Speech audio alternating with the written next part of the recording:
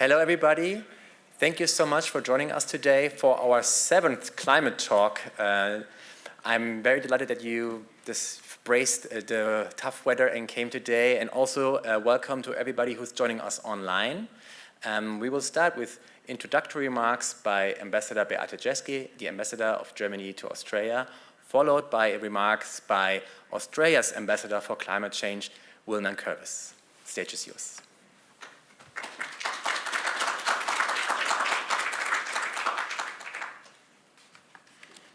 Yes, thanks, Sebastian.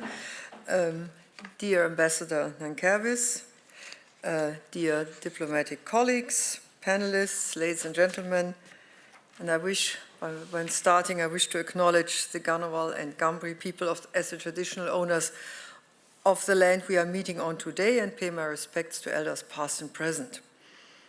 Welcome to today's Canberra Climate Talk. It was said, the 7th edition, here at the National Library of Australia. And this event was organized in partnership with the Department of Climate Change, Energy, Environment and Water, DQ, and it's part of our bilateral energy and climate partnership that was upgraded last year to include a working group on international climate cooperation. So we are now just 2 weeks before COP30 in Belém, and we are gathered again at a critical juncture in the global fight against climate change.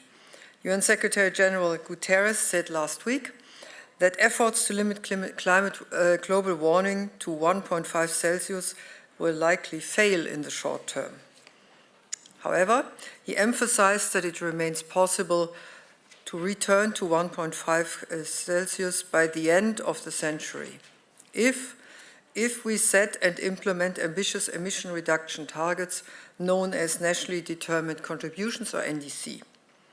So what I want to highlight now is a special aspect, and that is that driving down emissions is not only a profound challenge, but it's also a great economic opportunity.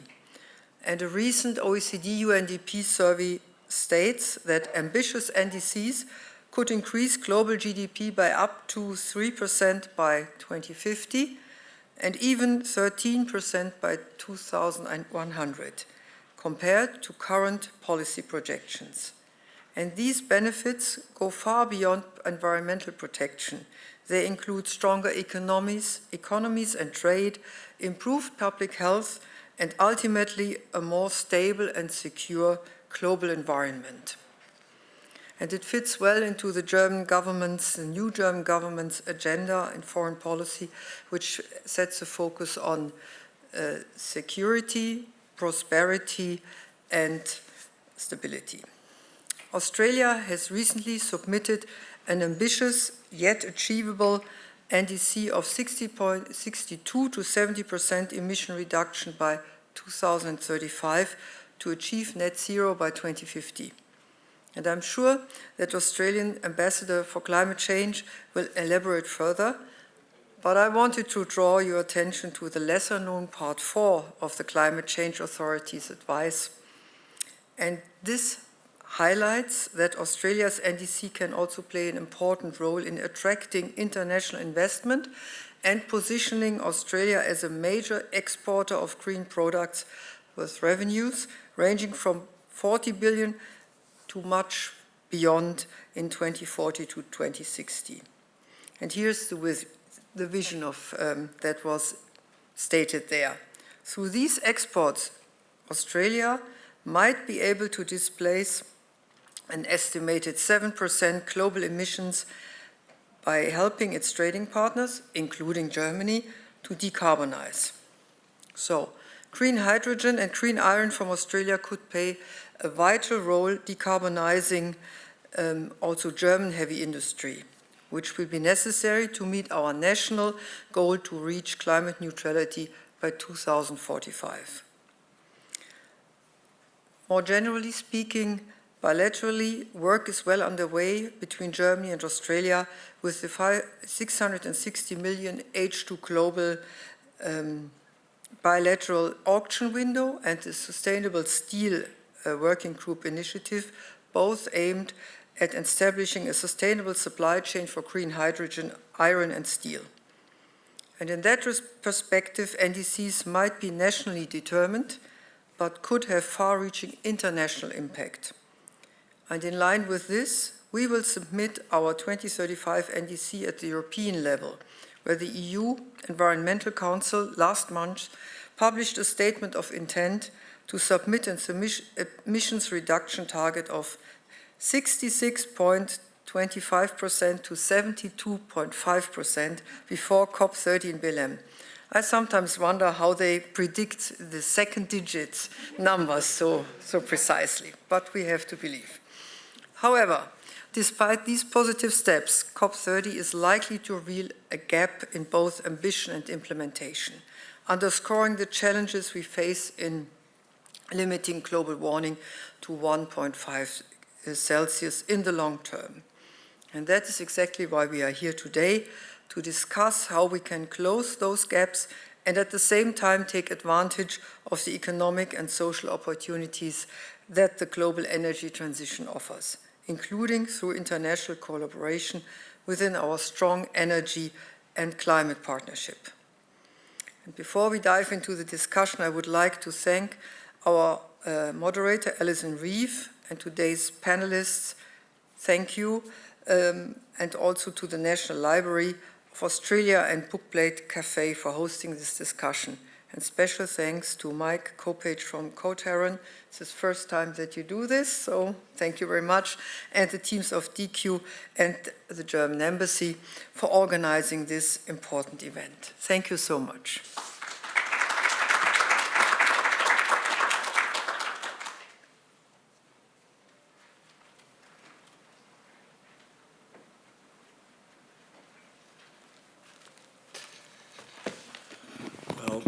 Thanks very much, Ambassador, colleagues. Great to be here with you all.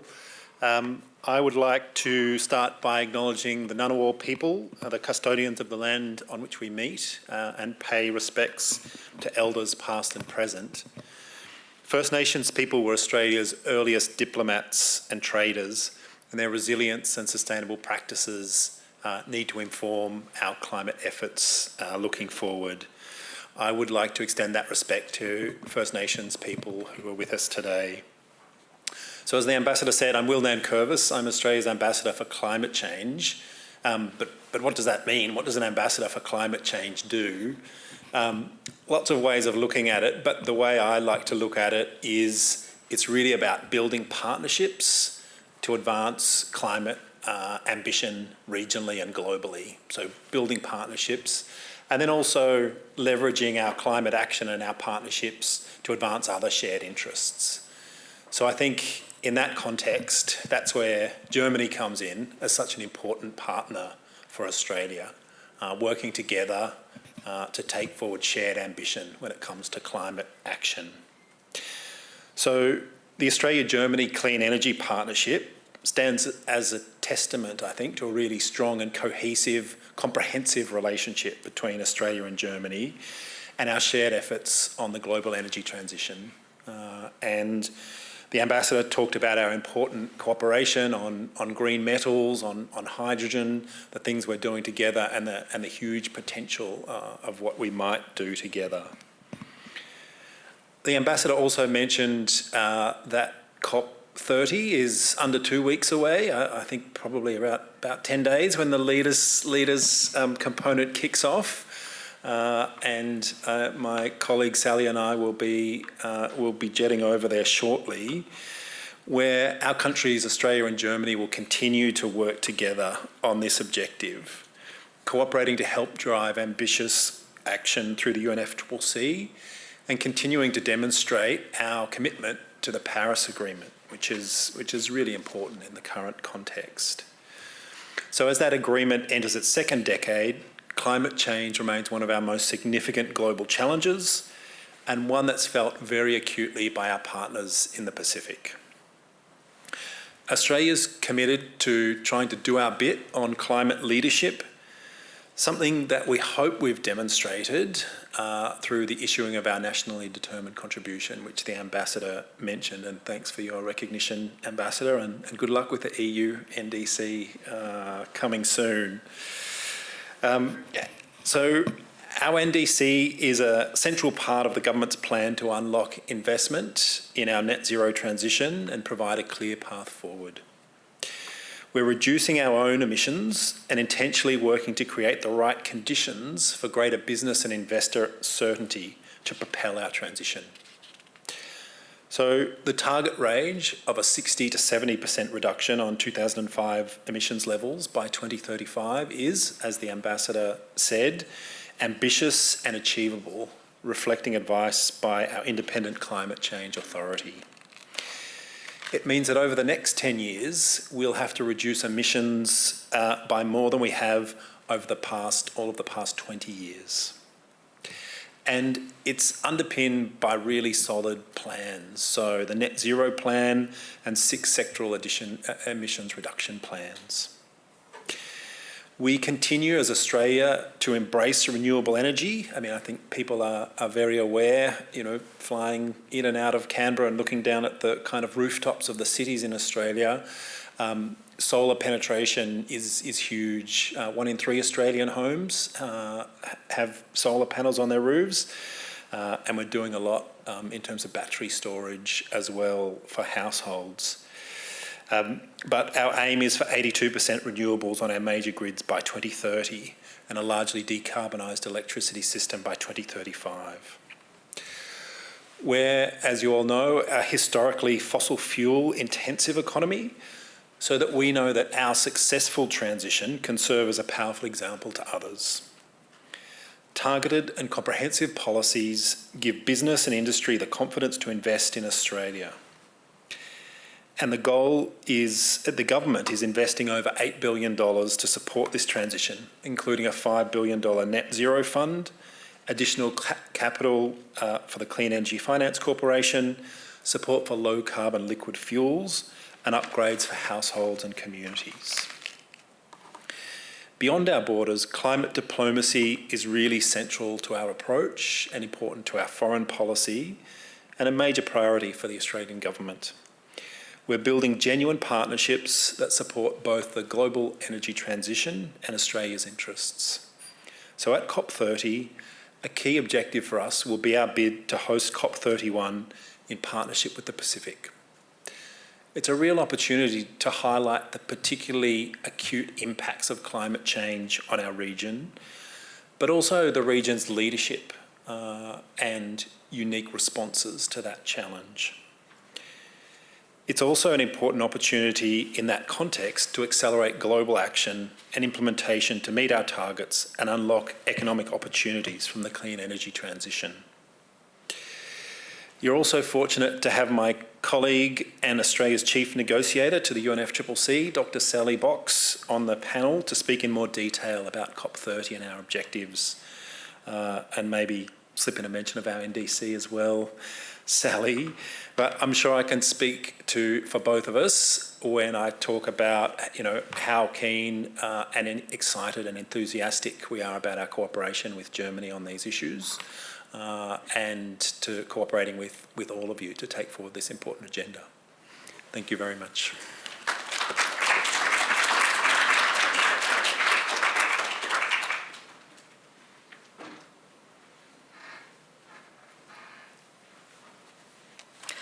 Hello everybody, my name's Alison Reeve. I'm the Program Director of Energy and Climate Change at the Grattan Institute, and I am going to be moderating tonight's panel. And so I'm going to ask the 2 panellists that we have with us here in the room to come up and join me on the stage.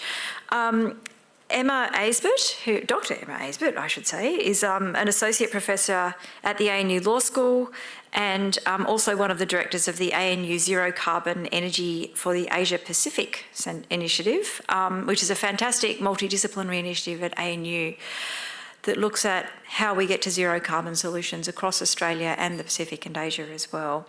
And Emma's research centres on trade-related climate policy and international green industrial policy, which is very pertinent to our topic tonight of thinking about how to make NDCs investable.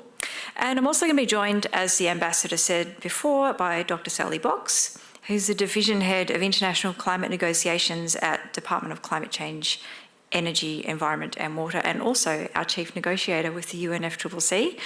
and she will be leading Australia's team when they head to COP30 in Belém in Brazil next month. Now, we're also joined by two people online.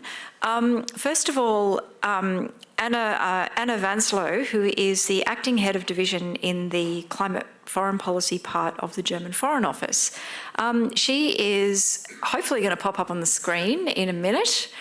For those of you who are in the room, Anna is going to be our link to a similar dialogue that will take place today, later on today, German time, in Berlin, hosted by the Australian Embassy there. Also joining us online is Frankie Muscovich, who is the Head of Policy at the Investor Group on Climate Change. Investor Group on Climate Change is a leading network of institutional investors in Australia and New Zealand. Now, Frankie is standing in for Rebecca Mikula-Wright, who is the CEO of the IGCC, whose plane has been delayed. She is on her way. She's just sent me a text to say she's in a taxi. So if you see a somewhat harried woman rush the stage, it is not a gatecrasher, it is Rebecca. And so we will make her welcome when she gets here. So I'll ask our panellists to come up and we'll get started.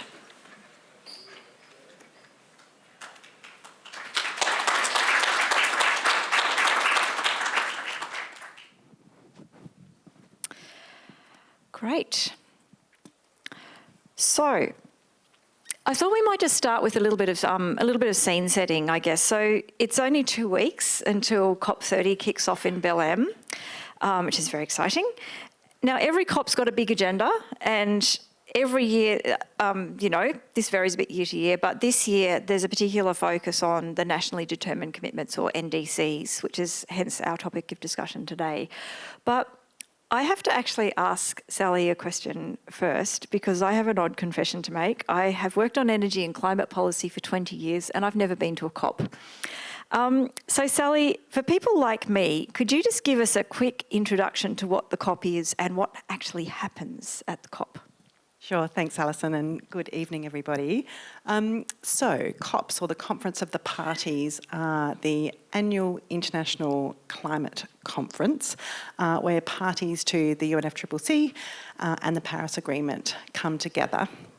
It really has two main components. The first component is the official negotiations, where countries discuss how to progress implementation of climate treaties, including the Paris Agreement. So sometimes they agree new rules, targets or obligations. Sometimes they make new collective commitments or make decisions where they're sending signals to the outside world about what they want other actors to do. So that's one part of it. And the second part of it we fondly call the action agenda, which is everything that's not the negotiations, and it's where businesses and civil society, subnational actors come together to showcase what they're doing on climate action, to build new partnerships, to make new pledges. And so this happens in the pavilions, in events, and in roundtables and meetings between different parts of society. So I think collectively, that part of the COP, the action agenda, has become a lot bigger over the course of the history of COPs, and I think the fact that all the governments get together creates this sort of convening power where we now see us government folks outnumbered by others.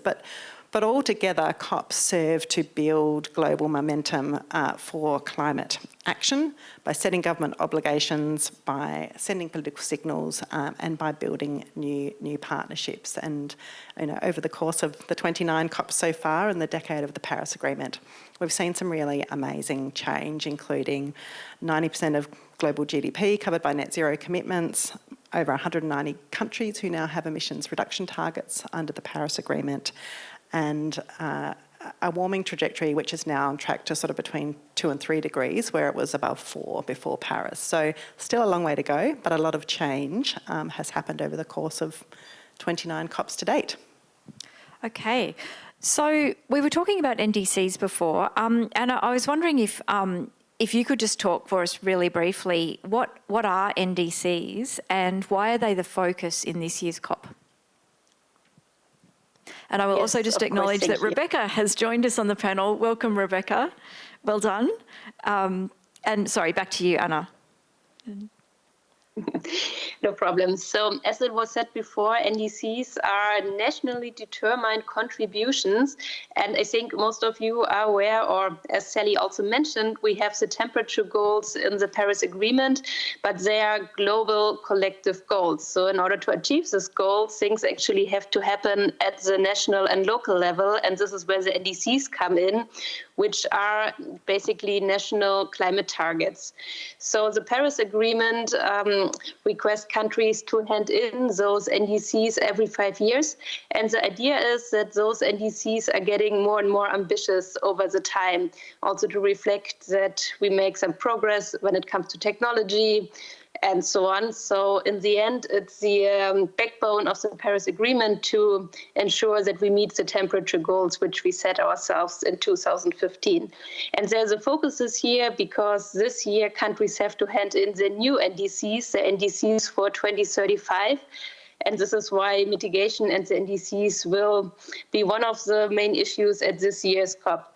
So the deadline for the NDCs was already officially in spring this year. Then there was another deadline in September so that the NDCs which were handed in can also be included in the synthesis report by the UNFCCC Secretariat.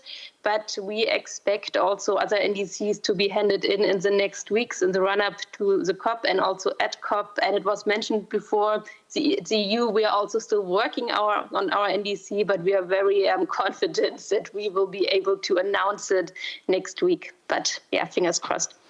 Yeah, I think we know from the Australian experience too that it is no small task to just get to a new NDC. And so you talked about the synthesis report there. Sally, is the synthesis report, is that just like adding everyone's numbers up and seeing what they add up to? Is that essentially what it does, or does it have other roles as well? So it has a few roles, but it is kind of what it says on the can. It is a synthesis of the NDCs. It's produced by the UNFCCC Secretariat every year. So it is an annual report, but there's a particular focus and attention on it this year because of the new 2035 NDCs that are being submitted. So it does look at how collectively the NDCs add up and how they're keeping us on track or otherwise towards the temperature goals of the Paris Agreement.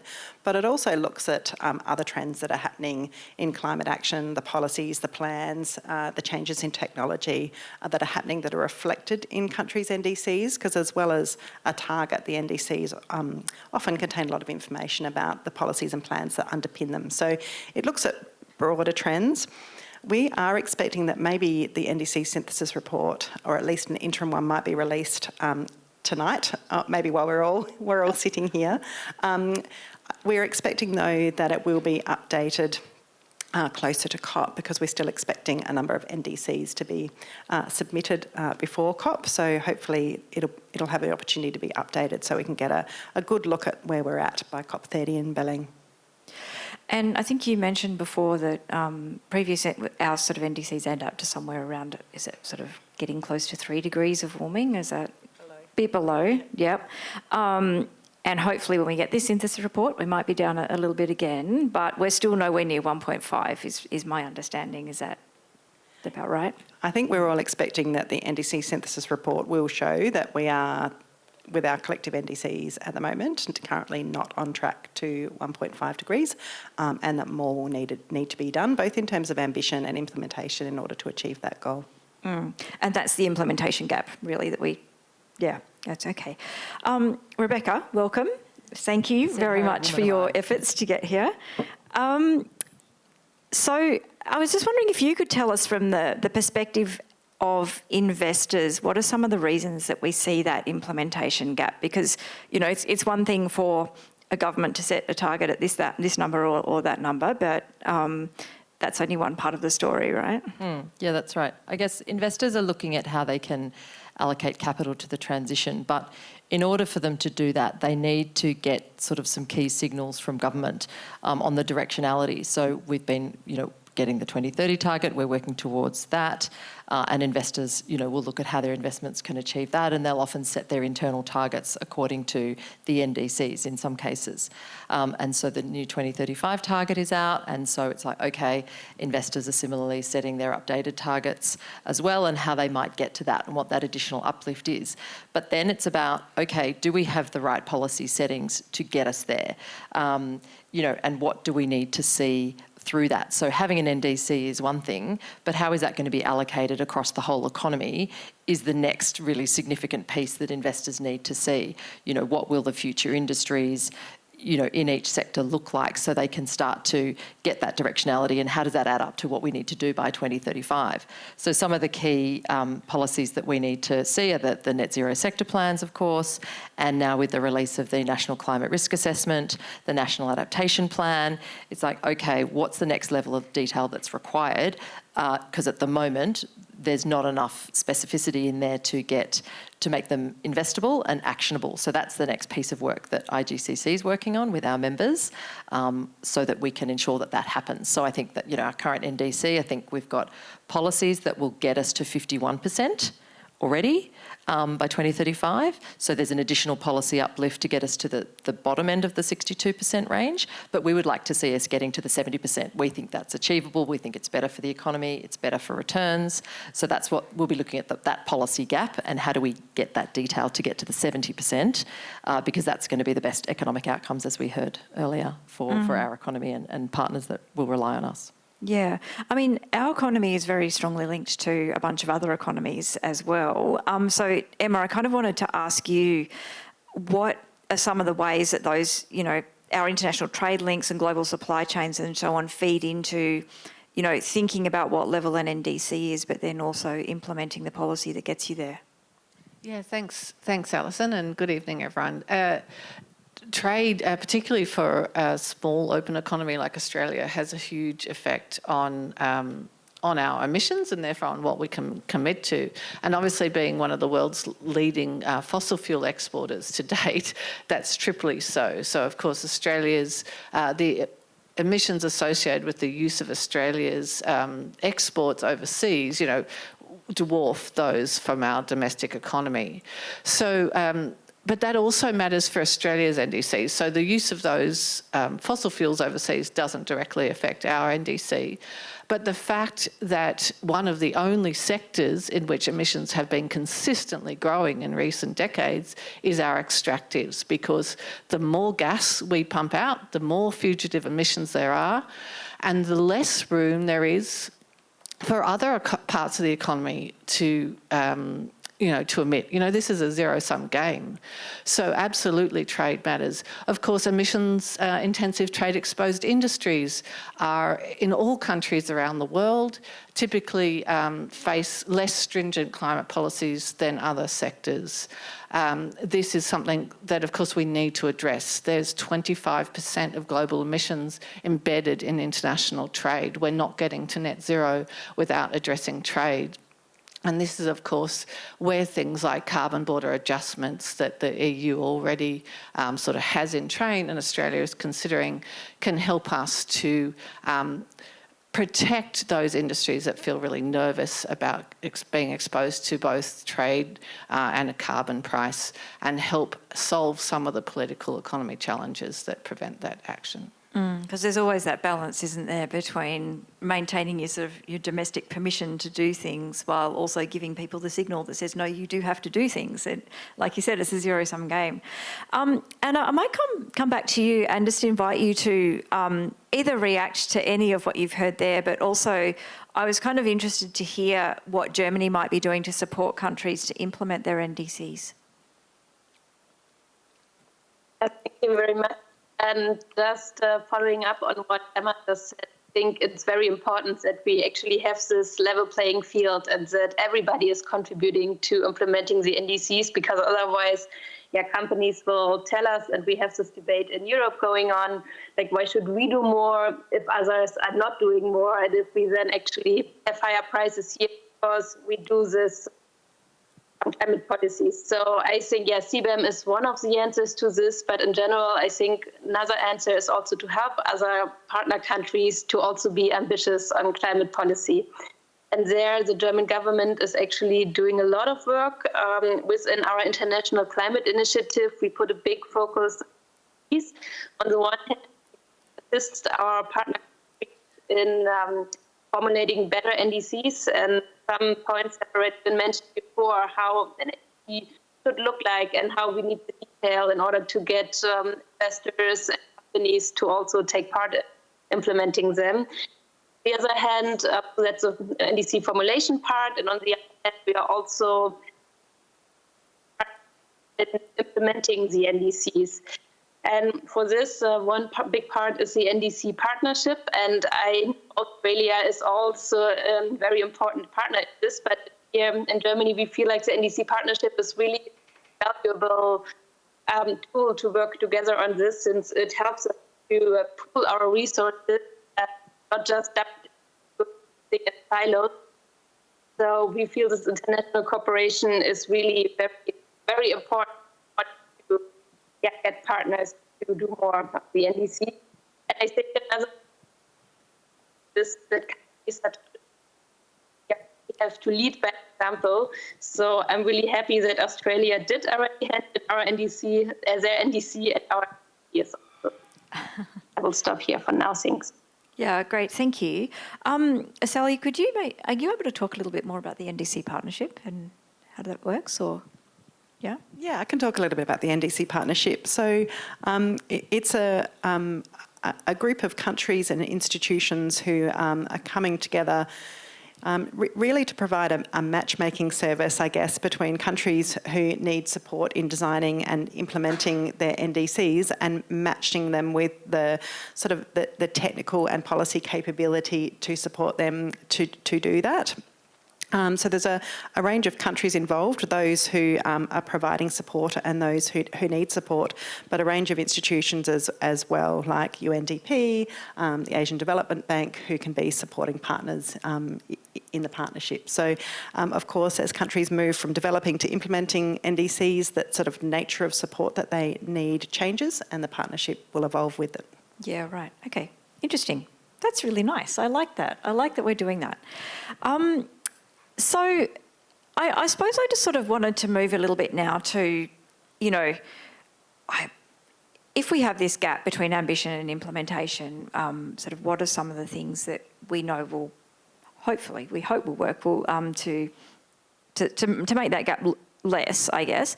And so, I mean, the Ambassador mentioned earlier that at least at the Australian end, there's a lot of government money on the table to assist with our implementation. I'm sure the case is the same in Germany and in a lot of other countries. But Rebecca, I kind of wanted to understand what role that government capital plays, but also what else do we need to complement it? Because,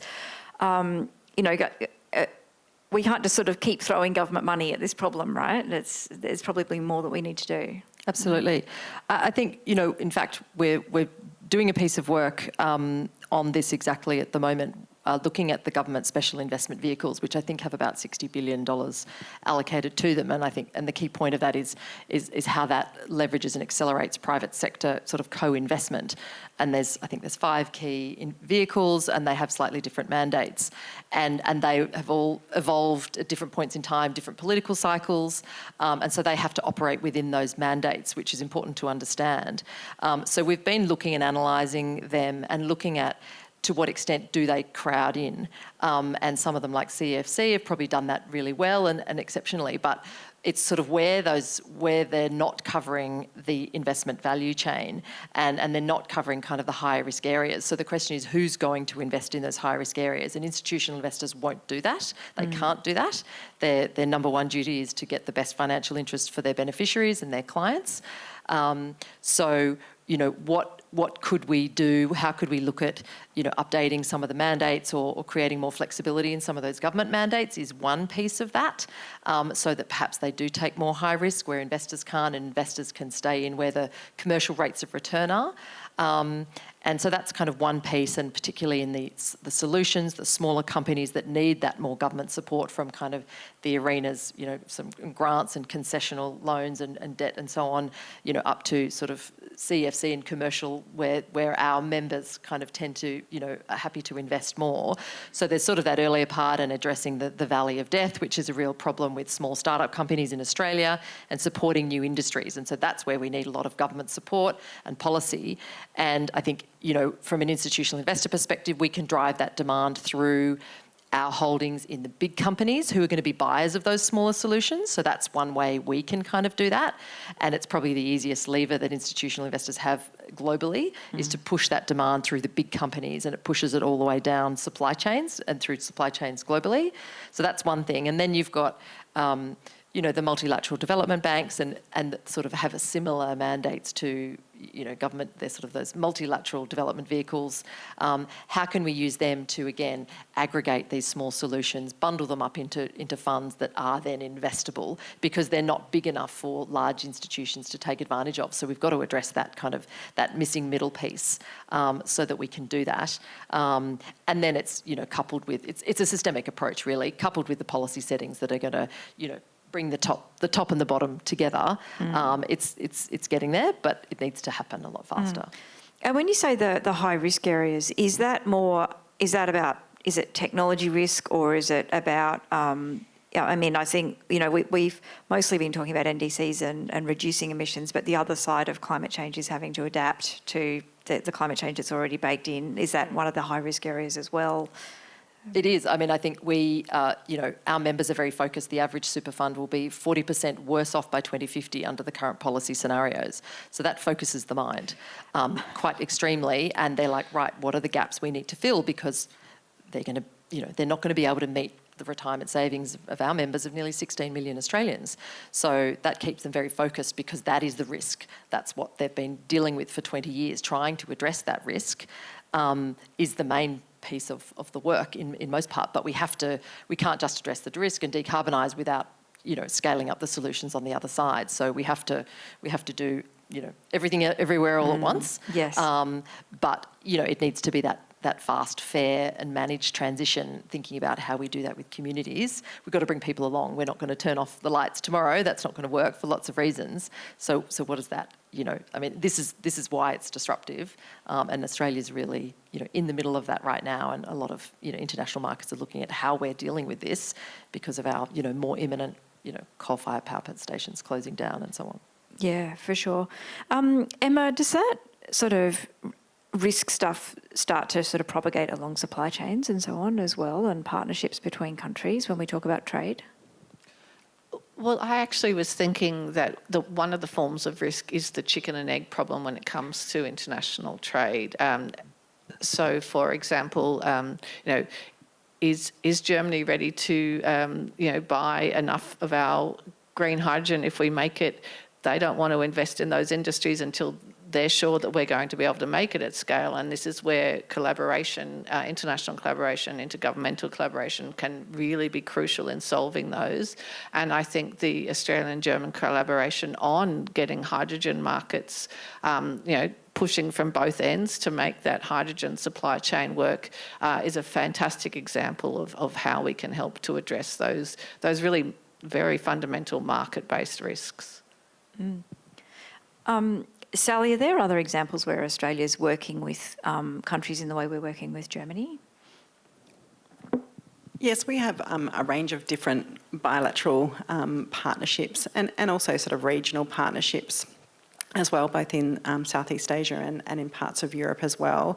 And each is unique because it speaks to kind of what are the, where's the value add from Australia and where's the particular opportunity in the country. So, for example, we work with Germany on renewable hydrogen, but we'll work with India on solar, for example, because the different opportunities exist in different relationships. Yeah. Could I just add something to that? Just an announcement actually that came through, I think just yesterday, which is a good example of how we can work with governments and we need sort of more of this.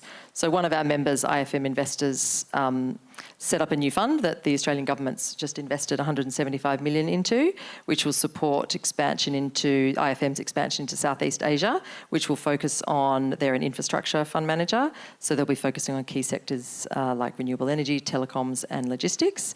And then there's another Australian government 50 million investment in another fund platform called Plenary in a new Southeast Asia public-private partnership investment fund around essential public infrastructure projects across Southeast Asia. So this is a great way to, set up new vehicles, and I'm sure this has come out of the, ASEAN 2040 strategy that we have and the financing facility that's within that. And so these are some great ways that you see that sort of strategy starting to come to life, and hopefully that will ultimately crowd in more investment at a better scale. So just a very recent example that's just come through. Yeah. Anna, did you want to come in on that? No? Sorry, the audio quality isn't this good at the moment. Oh, sorry. Okay. We will try and... Now it's better. Now I can hear you again. Great. We were warned we needed to put our microphones very close to our mouths, like karaoke, so... Yes. Yeah. No, look, I was just asking, we were just talking a little bit here in the room about investment funds and also the role of country-to-country agreements in stimulating investment. I wondered if maybe you wanted to talk a little bit about that from the German perspective, and potentially maybe about what are some of the barriers to those country-to-country agreements that can underpin investment.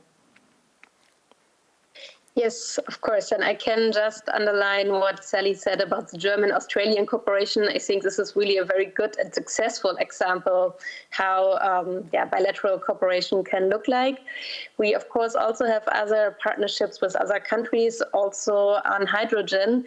And at the moment there, for example, is some news about our cooperation with Namibia and that it's not taking up as fast as we would hope to. And I think this shows also some of the barriers because, yes, I think it's very important that we as government back the cooperation, but in the end, it's companies who have to buy the hydrogen and who have to, really come into those partnerships. And since we are all market economies, we cannot really force those companies to do this. And we also don't want to force them. So I think in order to be successful here, it really has to be a government-to-government cooperation, but also company-to-company, and it all has to come together. And I think the role of the governments is here to really set the regulatory framework, to set the right policy incentives and the right policy signals.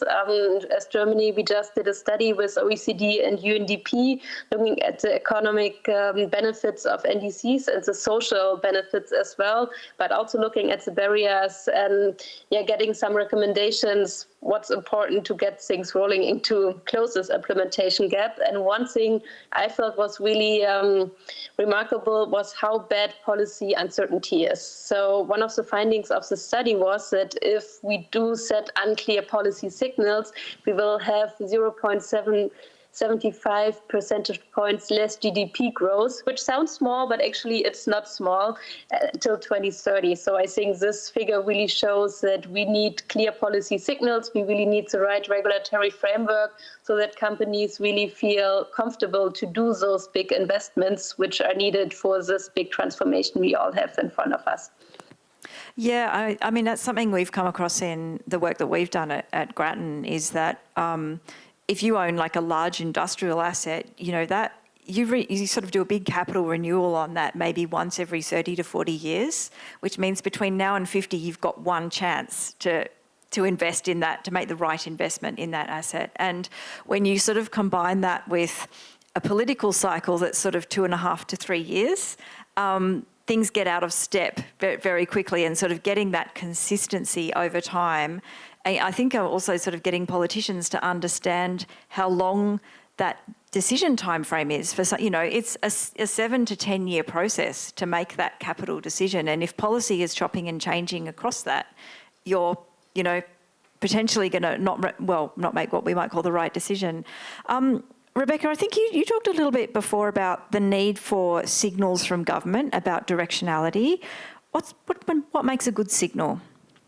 I think having strong, clear and consistent policies And that's what investors are asking of all governments. We do coordinate the messaging. We've been writing letters to global governments for over 10 years now from the global investor networks.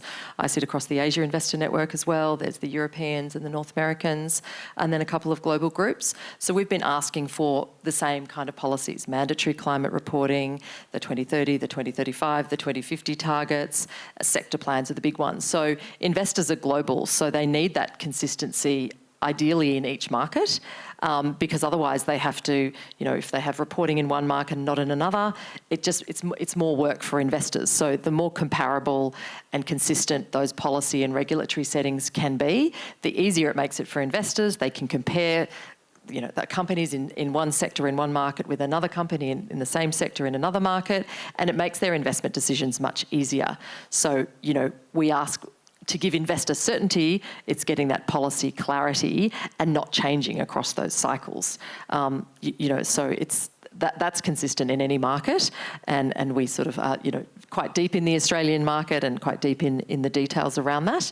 But we need to get that level of depth, in other markets as well, and then to the extent that we can get that coordination. Yes, we're seeing. Talking of coordination with taxonomies, carbon border adjustment mechanisms, we're starting to do that. It's a big lift to get there, but the work is underway, and that's because it will ultimately drive, greater capital flows and give that, consistency and kind of comparability across, definitions and standards and frameworks and so on. Yeah. So do things like product certification, like, green hydrogen certification or green steel certification help with that? Definitely. Yeah, that definitely helps. And that's what, we need to see that and going. And yes, there might be different market nuances that are necessary there for different sort of technologies and different market makeups, but definitely getting some standardisation around that is really helpful. Again, it just helps, everybody make those decisions to invest in, that capital outlay, and then investment will flow off the back of that. Yeah. And products can be created. We've seen just, I think last week, Japan released the world first resilience bond aligned with the Climate Bonds Initiative. So that's the first of a kind, government using the Climate Bonds taxonomy to issue a bond. So that's just one example, and there are lots of other sort of bonds and other products that get developed off the back of these definitions and getting that standardisation. Emma, how easy or hard is it, as someone who's worked on a lot of stuff to do with certification, to get that consistent certification, particularly between countries?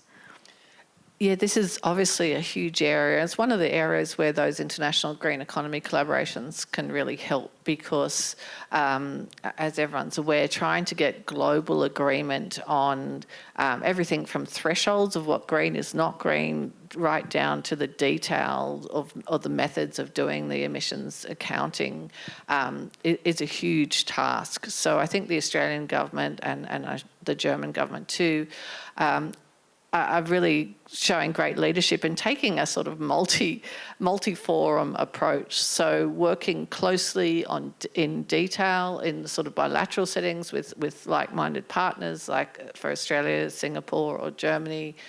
At the same time, working through the WTO, working through the OECD's IFCMA process. And working then also through sort of, plurilateral and regional settings. There's also, an ever-growing spaghetti bowl in this area. So our work on steel has identified around 100 different what we call embedded emissions accounting frameworks, including certification schemes and so on, for iron and steel supply chains, right? So that is not helping the global investment happen at all.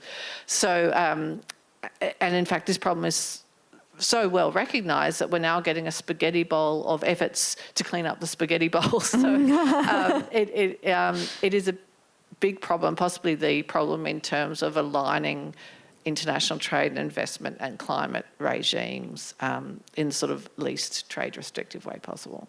Yeah. Any thoughts on what the way through might be? Or other than stop starting new initiatives? Yeah. So we've got a couple of papers on this topic, but we do sort of advocate that we might need to take a really structured approach to this, to think about different levels of detail in this regime. So, you know, all the way from the objectives through to the principles to the actual framework design, and that different institutions and different collaborations will have different roles to play at different parts of that pyramid. So really, this is such a complicated problem to solve that we need to develop some language and some sort of methodology about how to internationally collaborate and achieve it. I was just going to say that, you know, through the global investor networks, we try and align that at a global level, and then implement, and sort of up and down to the local implementation. And, you know, we have the global investor networks, you know, represent all of global capital and trying to feed into that. So I think the collaborations piece is key. Reducing the amount of collaborations and having them work really effectively is critical, not easy. But yeah, removing that duplication. I think we've gotten better at that, but there's still way too many, clearly. So how do we make those collaborations much more efficient? Yeah, and I think they're going to be quite important as well, because I think, you know, one of the things that sort of I've noticed, at least in Australia over the past 5 years, but possibly in other countries as well, is we're starting to lean more into the opportunity side of this transition. But that comes from things like being able to say green steel will be worth more than, you know, ordinary steel. Green aluminium will be more, you know, better than the other one. But that means we actually need to be able to certify it properly, right? And we don't want to sort of give ourselves a whole extra greenwashing kind of problem. I did want to talk a little bit about that ambition side, because I think this has starting to become something that's changing the story a little bit when we think about the political economy of setting higher targets and higher NDCs and so on, is that we're able to say there will be opportunity associated with, and not just costs. Whether that's, you know, new commodity exports, or whether that's household bill savings from electrification, or it's new markets for manufacturers or whatever. So I wanted to ask all of you where you see some of these opportunities coming up, but also how we might make them feel a little bit more real to, you know, not just to ordinary people, but also to investors as well. I'm happy to start with anyone who would like to start. Sally's got notes. Not sure that I got notes to answer that question. No, I mean, I think this is a narrative, and that Australia is really leaning into around the economic opportunity, because it's true.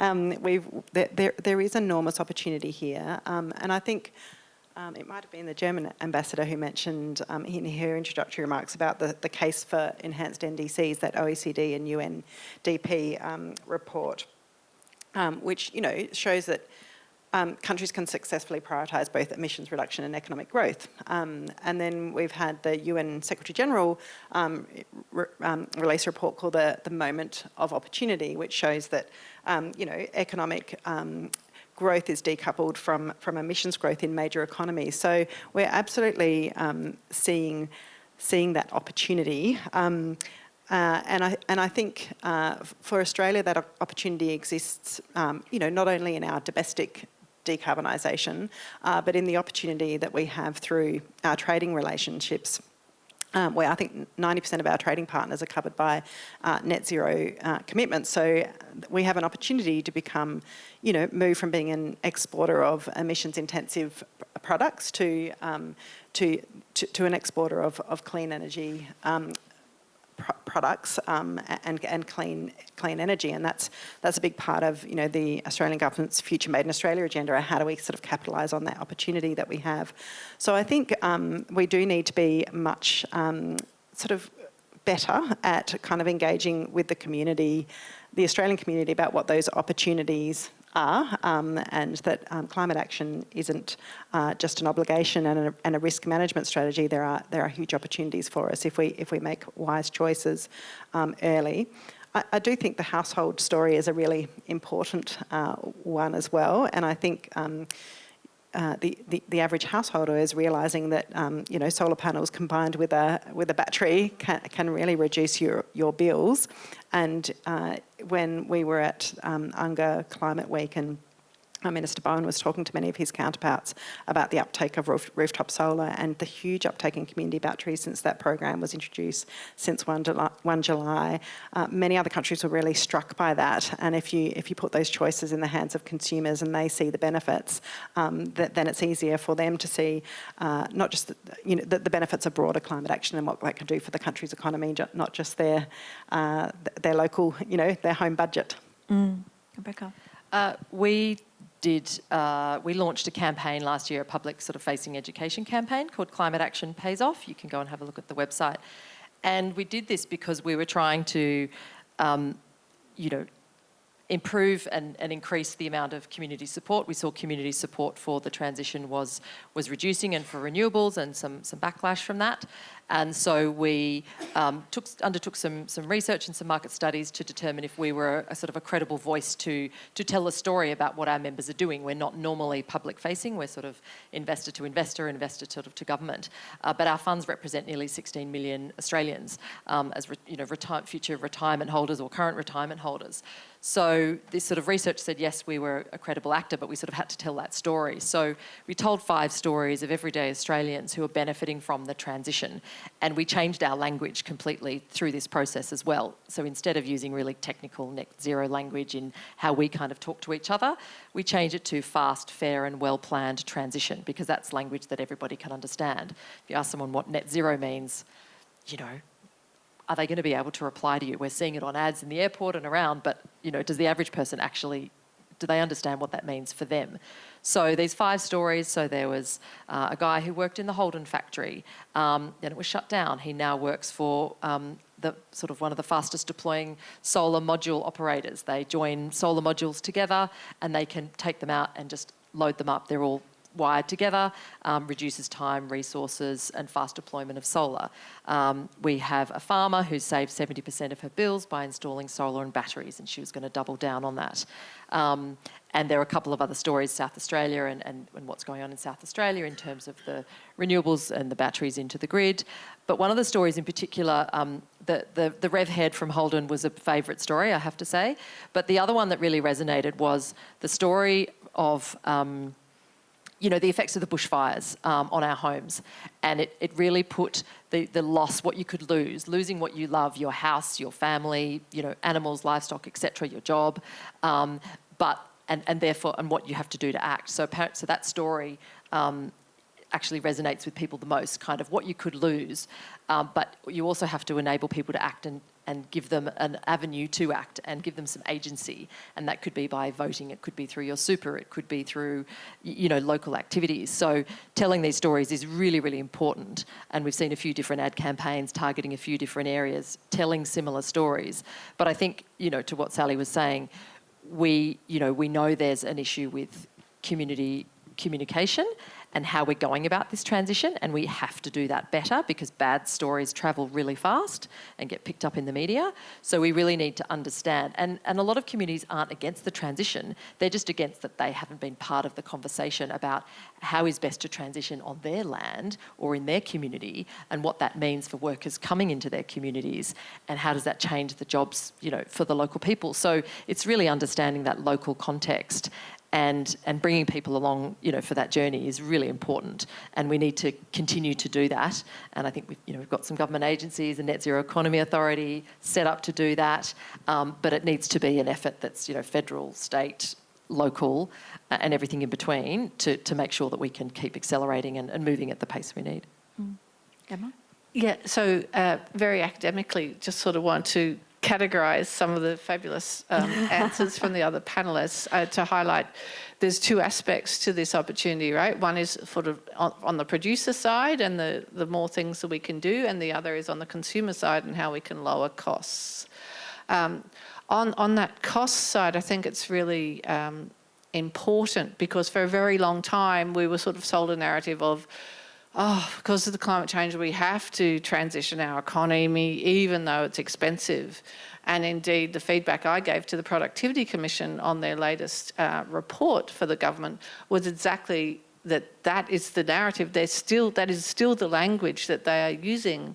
And I would say that's incorrect. Sure, the transition will be expensive because changing economies always are, but that doesn't mean in the long term a clean economy has to be a more expensive economy. There's every evidence it'll be a lower cost financially and environmentally. So I think that's a really important message to get to people, that even though the transition might have costs, long term we're going to be in a lower cost one. And the other is that, so how, I think of this like an exothermic reaction. We're here at this high cost economy, we maybe have to get up over this bump and then we can get down. How do we get through that bump? There's two ways. Government can put some money on the table, but ultimately that's all of our money on the table, so it can't sort of come from nowhere.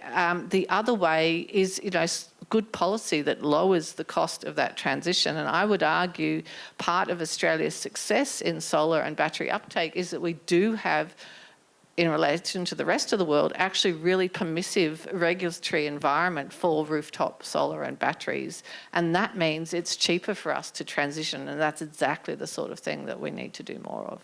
Mm. Anna, from the perspective of Germany, are there things that are seen over there as opportunities that come from this transition rather than it all being, as Emma was saying, just one great big cost?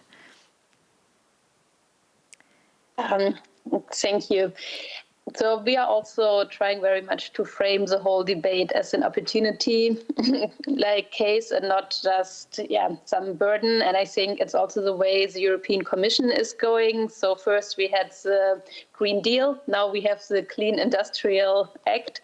So I think this kind of shows where the debate is going, that actually green technologies, that's really the future. And I think if we all look to China, we see those are the industries they are investing in. So if all of our countries also want to keep up in this international competition and the international race, then I think it's really where we should invest in.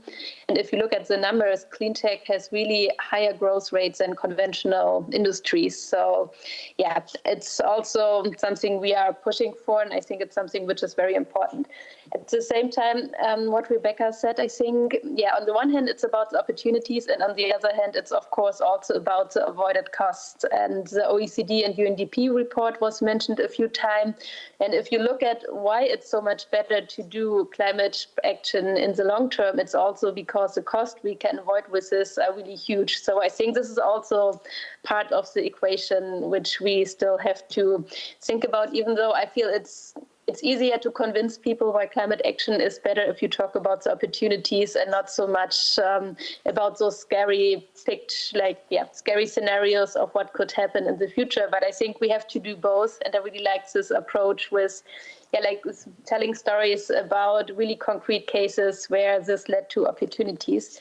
I think at the same time, we also have to be honest that if this might be on the macro level a very compelling case, at the micro level, for some people, it will, of course, also create changes, and it will not be an easy transition. I think as governments, we also have to find solutions there. And so it has to be really a just transition and not just a transition which might be beneficial overall. So I think, for example, reskilling programs, look at how to bring people from one job to another. That's really important. Here in Germany, the car industry is one thing we are talking about a lot at the moment, because we are in the middle of this transition, transitioning away from the combustion engine to electric cars. And I think we all know this is a different value proposition we have there. So in the end, it will create other jobs than the jobs we have in the past. And I think this is something we really have to be careful about as governments, and to see how we can really leave no one behind there and make sure that this transition will at least not be a losing game for people, but that everybody can do the next steps there.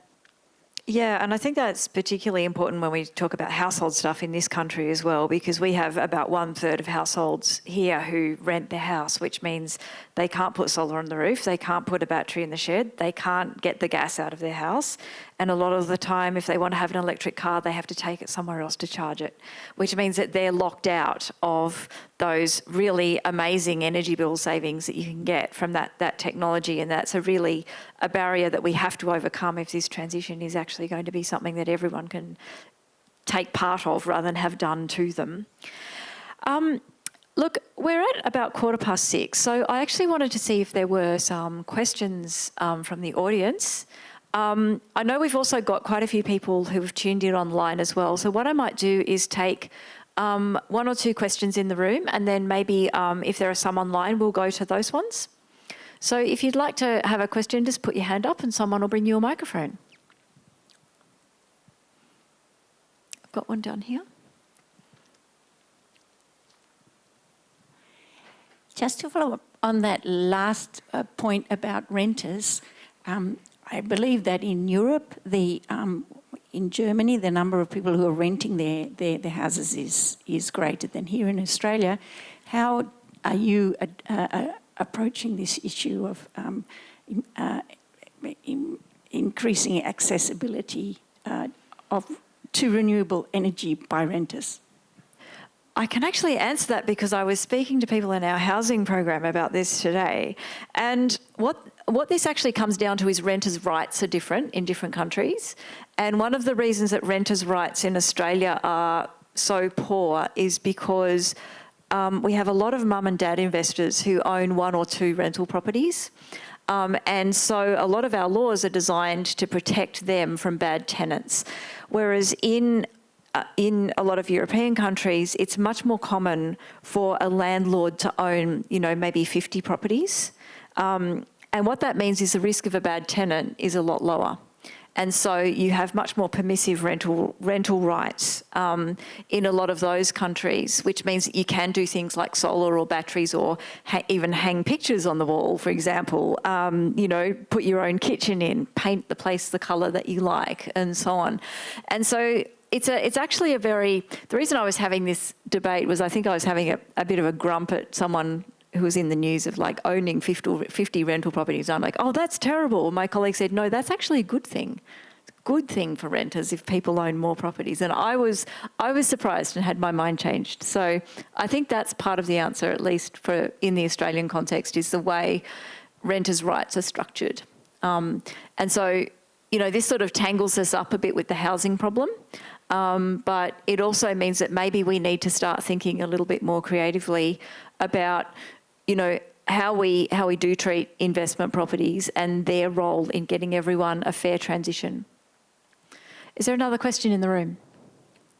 I promise I'll let the panel answer this one. I was just excited because I learned something new today about rental rights. Yeah, up here. Thanks very much for the discussion, and it's nice to hear some positivity.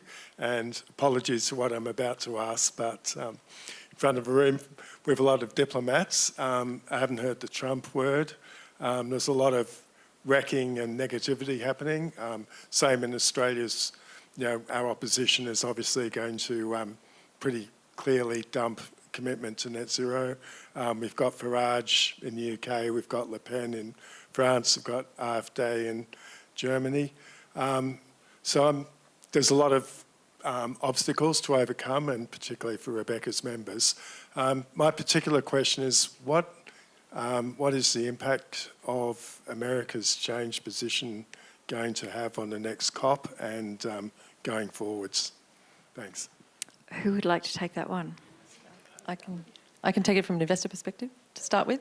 I think the way we look at it, and we take obviously an Australian sort of lens and where our members are and in Asia as well, and then we talk to a lot of global counterparts. So I'm currently the chair of the Global Net Zero Asset Managers Initiative and some net zero initiatives that we've co-founded with our global network partners. And I think that the simple way to put it is, only one country's pulled out of the Paris Agreement. 194 odd are still in. So very much the global trajectory is still in that direction, and global capital is absolutely moving. There is, pension funds around the world. They have a very long-term horizon. They're like, this is what we need to do. This is the lowest cost of the transition. These are the biggest opportunities for our economies, the best returns for financial outcomes. This is the direction we need to go. And they're pushing that down to all their managers who are managing their money and all of our money and saying, this is what we want you to do. So very strong, clear direction of travel. it's not always, that doesn't always make headlines though. So the headlines, they're sort of bad news. So there's a lot of very good news, but it's hidden. We're sort of doing our best to put that out there.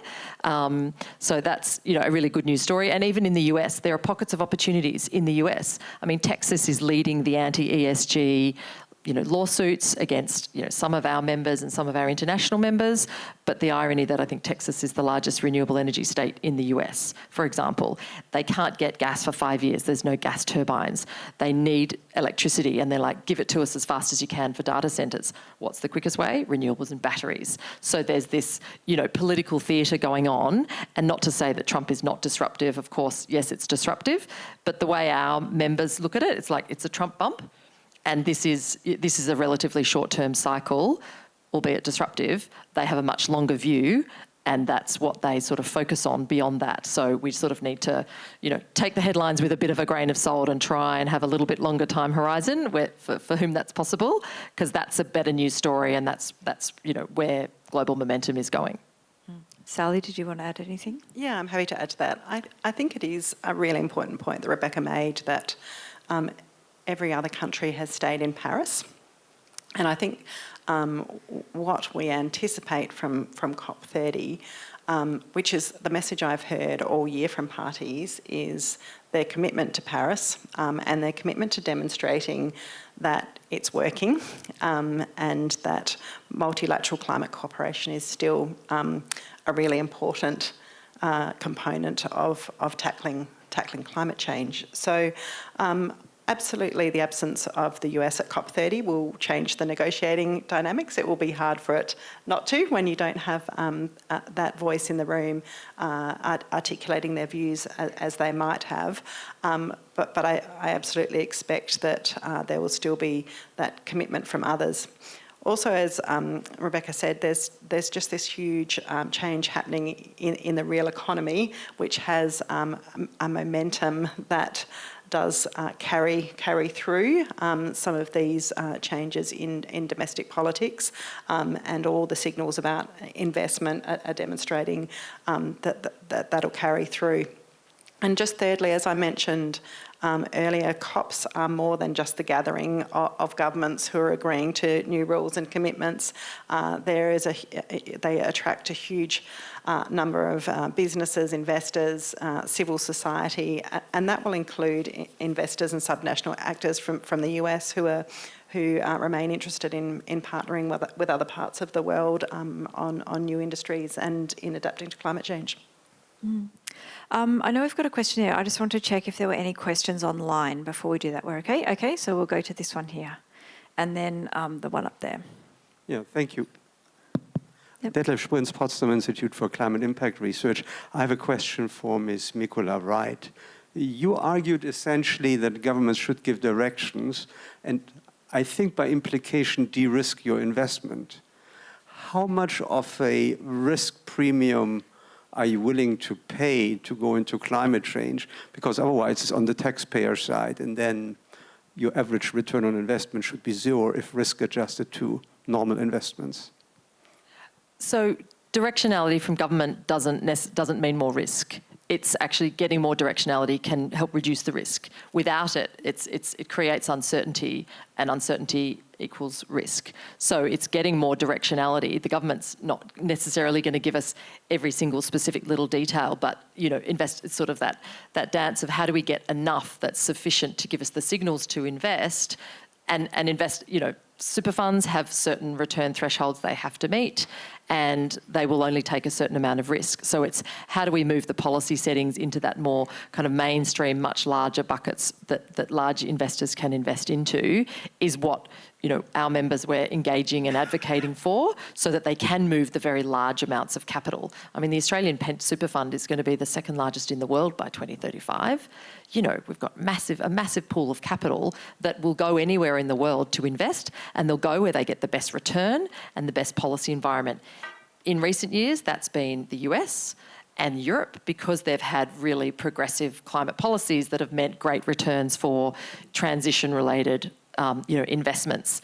The US is looking a bit riskier now. Australia is a very attractive destination, so we're trying to make it more attractive because the super funds here want to invest more in Australia because it's workers and communities putting into their super funds for their own future. So, there's a domestic bias there, but the funds have to be competitive and they'll go where they get the best returns, which usually means where there is the best policy and regulatory environment to enable that to happen. Not sure if that totally answers your question, but that's kind of the way it's looked at. But the government can take more risk with special investment vehicles and other things, and supporting higher risk at the other end, as well as, smaller startup investors and other investors. But that's at a smaller scale. So we've got to take those smaller solutions into the big BHP-like companies, to be able to get those big pieces of capital in there. I think we had a question here, and unless there are any others, I might make that the last one because we are getting close to time. So go. Thank you. I feel like the universe needs to balance itself after the Trump question. So in the wake of good ship Trump, or maybe the shadow and the wake at the same time as it heads towards its own horizon, maybe sunset, maybe dawn, I don't know. China, please discuss. Thank you. Who would like to say something about China? I could start. Go. Uninhibited as I am as an academic. We have China, I think, personally, and of course leading countries like Germany, but in terms of scale and bringing us down the cost curve to make any of these NDCs possible, we really have China to thank. They've just made solar panels and batteries and increasingly EVs so incredibly cheap. And in fact, I was at the Heavy Industry Low Carbon Transition Cooperative Research Centre conference a week or so ago, and there was a representative of a Chinese company there, for aluminium company. And, speaking of alignment of policy settings, the Chinese do that incredibly well. Every carrot and every stick is kind of pointing in one direction for the Chinese economy. So speaking of, how irregularly most companies make major investments in capital, this aluminium company had been in a state in China where there wasn't particularly good renewable energy resources, so they kind of mothballed a 12-year-old aluminium plant. Our aluminium plants are about 50 years old, and just built a new one at like 3 times the scale right next to renewable energy resources, and also are on their way to 30 square kilometres of their own solar array, and essentially already producing near zero aluminium. So I think it's inspirational. It's also a wake-up call for Australian heavy industry if they think they're going to be competitive at that end of the supply chain to China. I think there'll be China doing everything it wants to do, and there'll be the rest of the world not wanting to be 100% reliant on China. Anna, did you want to add something to that? Yes, sure. As I said also earlier, and I think it was also reflected in Emma's answer, yes, China is really the leading country now when it comes to many clean tech technologies, which I agree is very great to bring down prices. At the same time, I think we really also need a level playing field here so that in the end, everybody can participate and every country can participate in this green transformation, and not those who have the funds to really subsidize their economies. And this is not only China, but I think so also their standards and rules and the WTO are playing an important role so that everybody really can have a chance to participate in this. At the same time, I think we all heard the Chinese announcements in New York on their NDC, and I think it's really good that they did announce an NDC. I think China really has the potential to do a lot there, so hopefully this is only the lower bar, and this is what I hinted at. But yeah, I think also with the US acting as they're doing at the moment, it's really hopeful to see that China, on the other hand, is really still embarking a lot on this green journey, and is really putting all the power behind the green transformation and clean tech. I would just agree with that completely. We have a work program with the Asia Network in China, and that, that's progressing really well. I think there's recognition from China, Japan and Korea that there is a huge opportunity to onshore decarbonisation in Australia, and they recognise that.